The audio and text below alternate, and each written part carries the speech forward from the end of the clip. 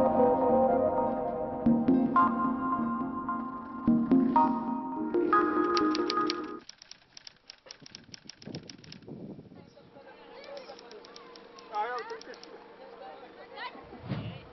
56 000 Maliens vivent au Burkina Faso, réfugiés ici à cause des affrontements qui ravagent leur pays depuis la mi-janvier.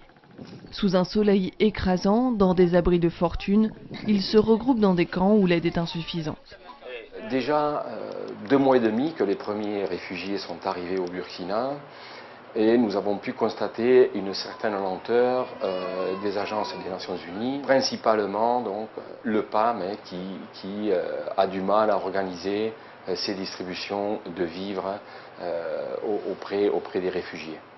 Manque d'abri, de nourriture, et la situation est aggravée par le manque d'eau qui fragilise les réfugiés.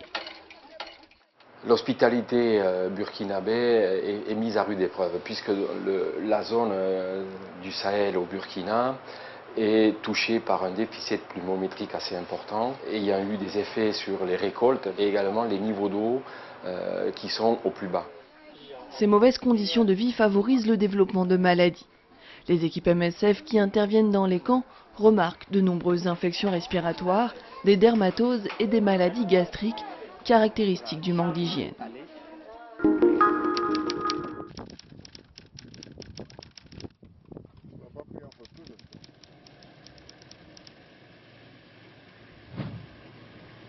MSF est présente au Tchad pour prendre en charge dès les premiers signaux les cas de malnutrition.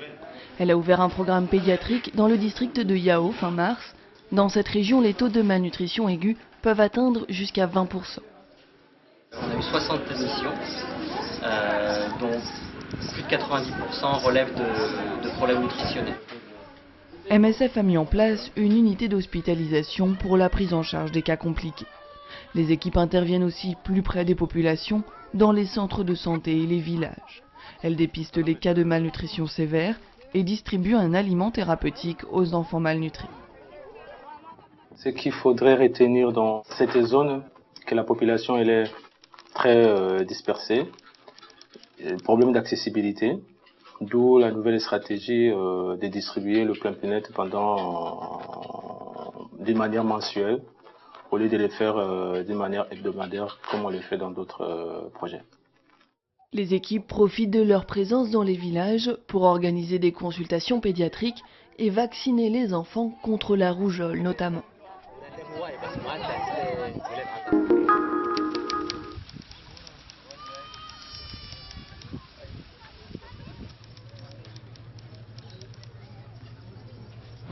Leur nombre ne cesse de croître.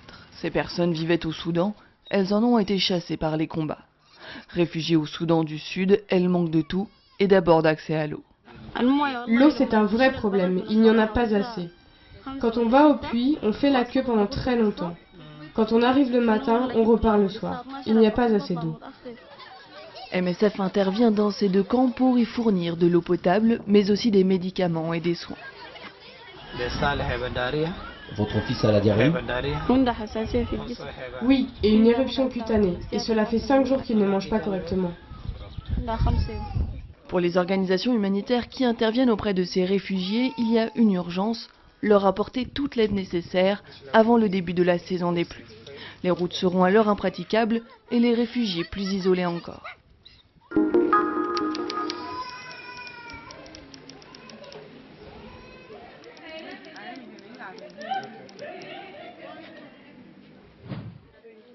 Janvier 2012, 50 femmes vivant dans les villages du nord-ouest de la RCA se sont rendues à l'hôpital MSF de Bogila.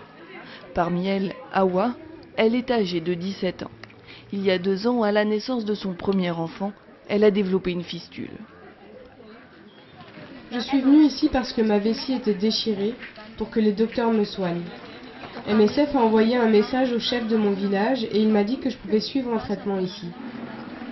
Les fistules sont évitables, mais il faut pour cela bénéficier de soins et de personnel compétent lors de l'accouchement. Résultat, plus de 2 millions de femmes souffrent de fistules dans le monde, et particulièrement en Afrique. Un chirurgien de MSF se rend donc d'hôpital en hôpital pour proposer à ces femmes une chirurgie réparatrice. Après 3 semaines de convalescence, elles peuvent à nouveau mener une vie normale.